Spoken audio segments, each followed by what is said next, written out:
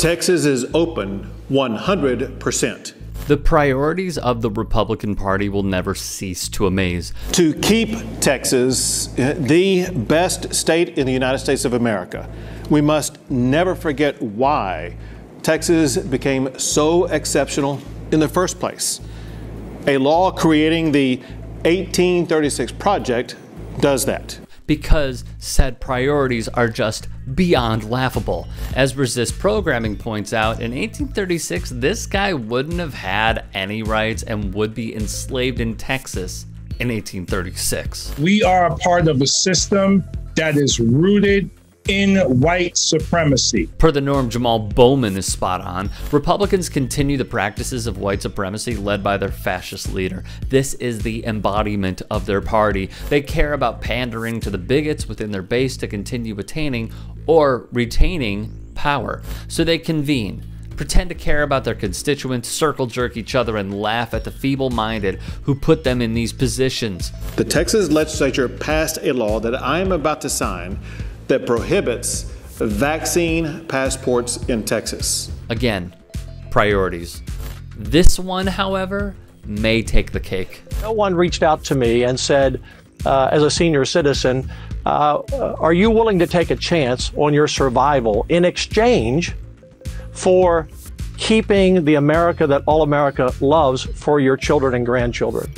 And if that's the exchange, I'm all in. A bill led by this dope who said during the highest points of the pandemic he would die to save the economy, while of course not actually doing so, because who would volunteer to have your body among the thousands in freezer trucks, right? So Patrick introduced the Star-Spangled Banner Protection Act. The purpose of the bill is to ensure that the national anthem is played at all events which receive public funding.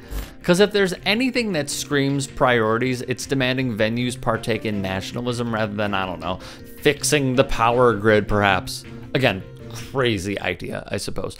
Gun control, because over 3,600 people died in the year 2019 in Texas. Not a preference for those who bank off blood money, NRA money, Wayne LaPierre money. So this is their pivot, because it literally does not mean a damn thing but stoking the racist bones in their constituents' bodies. It is a move that does not care for the well-being of their citizens. It is simply a bill that says, black man kneeling bad, racism good.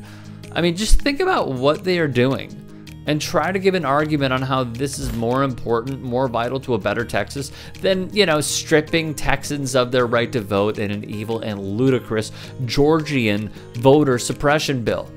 Give me one, please. I am begging you. Texas isn't alone, though. In the state of Louisiana, a similar bill has been brought by Senate Republican leader Sharon Hewitt, saying she offered the bill to honor Louisiana's veterans. Opponents have questioned the logistics of the requirement, which would take effect August 1st, and suggested the proposal was unnecessary.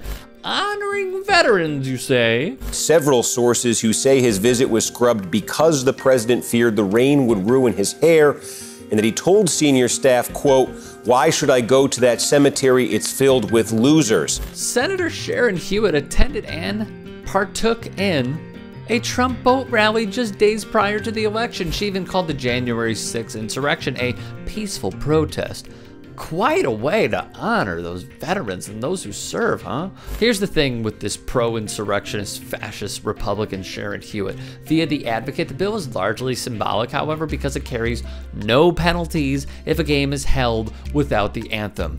There is nobody and nothing more useless than a Republican in the year 2021.